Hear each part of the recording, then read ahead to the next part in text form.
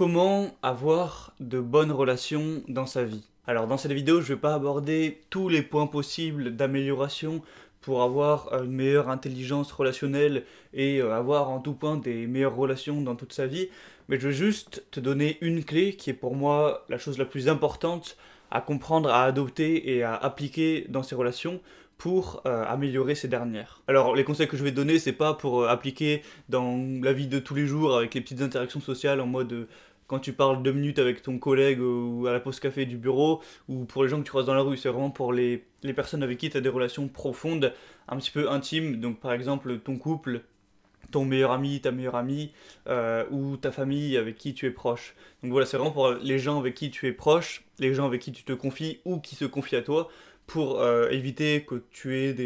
des embrouilles dans ton couple, ou alors comment bien les gérer, ou des embrouilles dans tes amitiés, ou dans ta famille. Voilà, c'est à ce niveau-là que ça va t'aider. Et la clé que je veux te donner, de toute façon tu l'as sûrement lu dans le titre, dans la miniature ou quoi, c'est savoir écouter avant de parler. Et j'ai vraiment dit écouter et pas entendre. Parce que des fois, tu vas parler avec quelqu'un, bah oui, tu vas entendre ce qu'il dit, mais tu vas pas écouter. C'est-à-dire que tu vas pas être concentré sur ce qu'il dit, tu vas pas vraiment te visualiser ses problèmes, ses ressentis, ses émotions. Tu vas juste un petit peu entendre, écouter vite fait, pour réfléchir plutôt à ce que toi tu vas dire après. Ce dont je te parle ici, c'est d'être empathique. Bon, tu sais sûrement ce que c'est l'empathie. L'empathie, c'est de savoir se mettre à la place de quelqu'un, que ce soit physiquement, spirituellement, mentalement, émotionnellement, pour comprendre ses problèmes, ses ressentis, ses désirs, et savoir, du coup, en étant à sa place, savoir quel conseil lui apporter, quelle solution lui apporter. Donc bon, c'est des mots un petit peu compliqués que j'emploie, mais en gros, je vais prendre un exemple, imagine... T'as par exemple ta copine qui est jalouse, qui te dit oui voilà, à propos de cette fille qui te parle, je me mets pas bien. Au lieu juste de dire oh non mais c'est bon, tu me fais confiance et tout, c'est chiant, tu vas te mettre à sa place, tu vas essayer de comprendre ses peurs, ses craintes, tout ça, et tu seras mieux adapté, tu seras mieux positionné pour lui répondre en fonction de sa psychologie, de ce qu'elle pense. Le problème qu'il y a un petit peu dans la société, ou enfin dans la société, que les individus ont, c'est que je pense que tout le monde est un petit peu trop égoïste. Et que quand tu as une relation, donc par exemple dans un couple ou dans ta famille ou quoi que ce soit, et que les deux personnes sont égoïstes et ne pensent qu'à leur façon de penser, leurs objectifs, leurs désirs à eux, sans se poser la question des désirs de l'autre personne, eh bien il peut difficilement y avoir une solution au problème. C'est limite impossible. Alors ce que je te dis, c'est pas de devenir l'homme le plus généreux du monde, la femme la plus généreuse, d'accepter tous les sacrifices, tous les compromis, d'être limite un soumis ou je sais pas quoi. En fait, il faut trouver un juste milieu entre savoir se sacrifier, savoir faire des compromis, mais sans non plus se faire niquer avec des gens qui vont profiter de toi ou je sais pas quoi. Donc, en gros, ce que je te dis, c'est un petit peu en 3 étapes. C'est savoir écouter. Donc voilà, tu écoutes la personne vraiment en étant concentré, en réfléchissant à ce qu'elle dit, en imaginant son point de vue. Donc en faisant ça, tu apprends à comprendre la personne, donc à vraiment savoir ce qui lui fait peur, ce dont elle a envie, ses désirs, ses craintes, tout ça.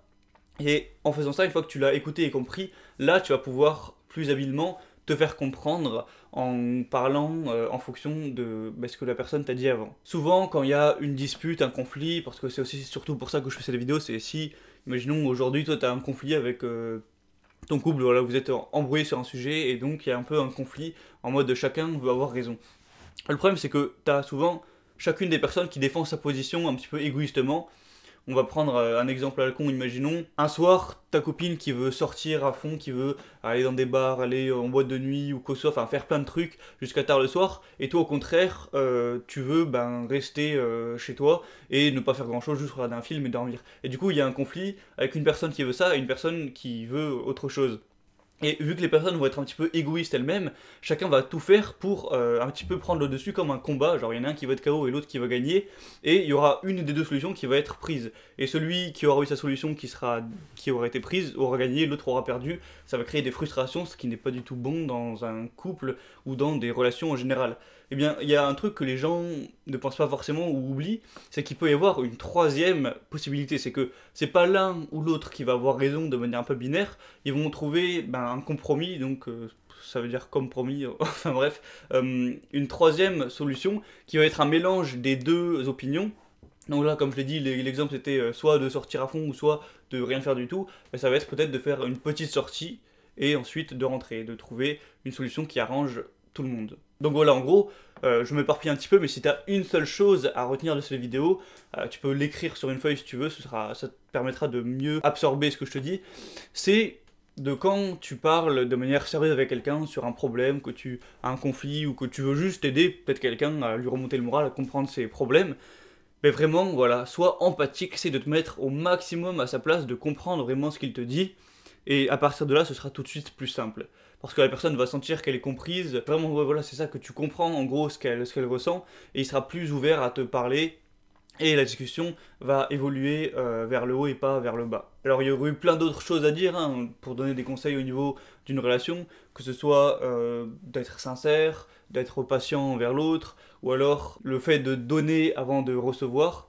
Mais aujourd'hui j'ai envie vraiment de me concentrer sur ça, le fait d'être empathique et de savoir se mettre à la place des autres. Il y a une règle qui dit qu'il faut en général écouter 2 fois plus que ce qu'on parle. Et voilà, aujourd'hui, c'est peut-être pas forcément toujours bien vu de ne pas parler, en mode si dans une relation tu parles pas trop, t'es un peu le mec qui est timide, qui est réservé, c'est limite négatif, alors qu'au final, si tu parles pour dire des choses intelligentes et plutôt que d'écouter les autres, même si des fois ils disent pas les choses les plus pertinentes, eh bien toi, ce sera, enfin, même si certains vont mal le voir, ce sera un acte plus sage, et toi-même, si tu en es conscient, ça te sera profitable. Et avant de finir, une dernière parenthèse, c'est que si tu as une relation qui est complètement nocive, que même si tu essaies d'être empathique, de comprendre l'autre, ça part toujours en couille, ça se passe vraiment pas bien, que l'autre abuse de ton gentillesse ou je sais pas quoi, enfin bref, que tu as une relation nocive, que tu as essayé d'arranger les choses mais que t'arrives pas, ça marche pas, la meilleure chose évidemment c'est de supprimer cette relation. Au bout d'un moment, des fois dans la vie, il faut savoir abandonner pour ton bien. Alors bon, ça dépend où c'est, hein. Par exemple si c'est au niveau de ta famille, tu vas pas peut-être arrêter de voir la personne, mais au moins de t'éloigner un petit peu, de prendre de la distance, et des fois les choses s'arrangent un petit peu d'elles-mêmes. Enfin bref, sur ce j'ai fini de te donner quelques conseils, j'espère que ça aurait été clair, donc comme je l'ai dit, si tu veux vraiment retenir une chose, c'est apprends à être empathique. Si tu veux plus te renseigner sur le sujet, regarde sur internet, il y aura plein d'articles sûrement un petit peu plus en détail sur la pratique, parce que ce que je te dis c'est plus théorique. Donc, si tu veux aller un petit peu plus loin sur ce sujet ou plein d'autres, ce dont je parle sur ma chaîne, donc de développement personnel, de se développer soi-même pour à la fois mieux réussir, être plus heureux, tout ça, tu peux rejoindre le message. C'est une liste email où je te partage tous les dimanches matin à 7h un mail écrit par mes soins sur de divers sujets. Donc je te donne des conseils, je te parle de certaines choses, d'anecdotes, de ma philosophie. J'essaye de te donner quelques idées pour un petit peu changer ta façon de penser, tout ça. Enfin bref, si ça t'intéresse de recevoir les mails hebdomadaires chaque dimanche, donc je sais pas quel jour tu regardes la vidéo, mais dès dimanche matin tu recevras le mail, et bien tu peux t'inscrire, c'est gratuit, le lien pour entrer ton email et être inscrit est juste dans la description de la vidéo. Tu peux aussi évidemment mettre un commentaire sur la vidéo, liker, t'abonner à la chaîne YouTube, enfin bref tu connais le discours, et moi je te dis à la prochaine et ciao.